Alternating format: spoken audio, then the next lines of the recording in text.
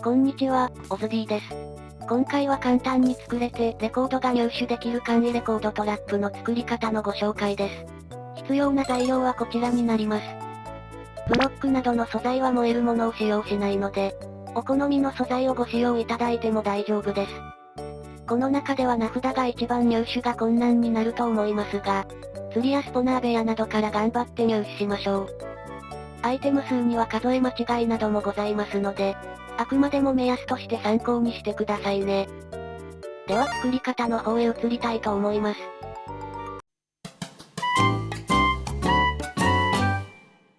今回の装置は縦13マス×横3マスの範囲で作成します。まず最初にブロックを1個設置します。その手前部分に高さ2段でブロックを設置します。そのブロックの手前の両サイド部分に、それぞれ3段でブロックを設置しておきます。真ん中の1マス開けたこの箇所から、手前側にブロックを3個設置しておきます。ブロックの手前を3マス掘っておきます。手前部分にラージチェストを設置します。残りの1マスにチェストに接続するように、しゃがみながらホッパーを設置します。ホッパーの上にしゃがみながら、ハーフブロックを設置します。チェストの横に仮ブロックを1個設置します。チェストの上部分2マスにハーフブロックを、上付きで2つ設置しておきましょう。ハーフブロックの手前側に、ブロックを2個設置しておきます。仮ブロックは壊しておきましょう。一番手前のブロックの上に、このように開閉できるようトラップドアを設置します。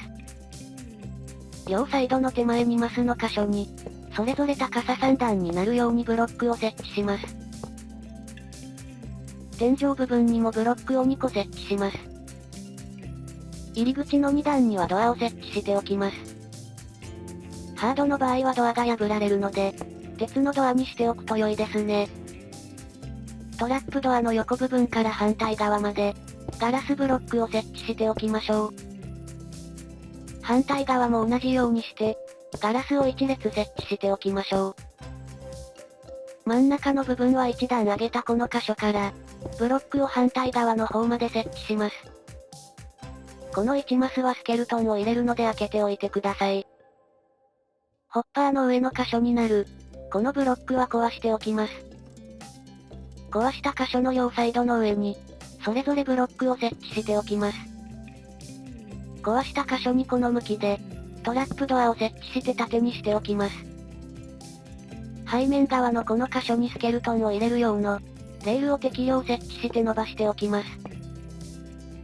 レールの上にトロッコを設置して、スケルトンを乗せておきましょう。スケルトンを乗せたらトロッコを押して、穴の中にスケルトンを入れておきます。金床を使って名札に名前を付けておきましょう。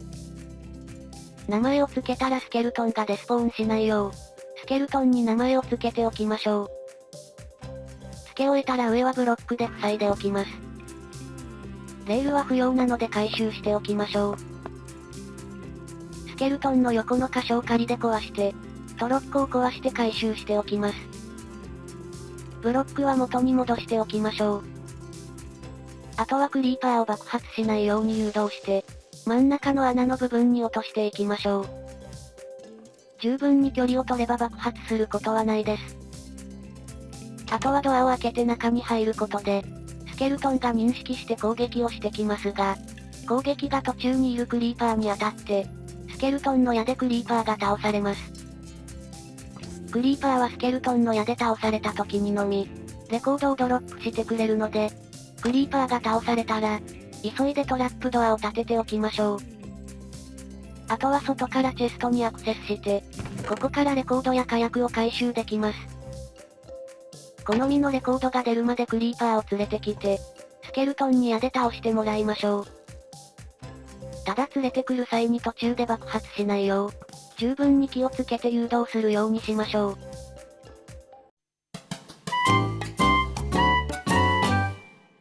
いかがでしたでしょうか？今回は簡単に作れてレコードを入手できる、簡易レコードトラップの作り方のご紹介でした。クリーパー誘導の際には爆破の危険もあるので、くれぐれも注意しながら運ぶようにしてくださいね。今回参考にさせていただきました方の動画は、概要欄にリンクがあるのでぜひご覧ください。最後までご視聴いただきありがとうございました。ぜひともチャンネル登録と高評価もお願いします。また他にも色々な装置やトラップの動画もあるので、よかったら概要欄などからご覧になってくださいね。ではでは、また次の動画でお会いしましょう。バイバイ。猫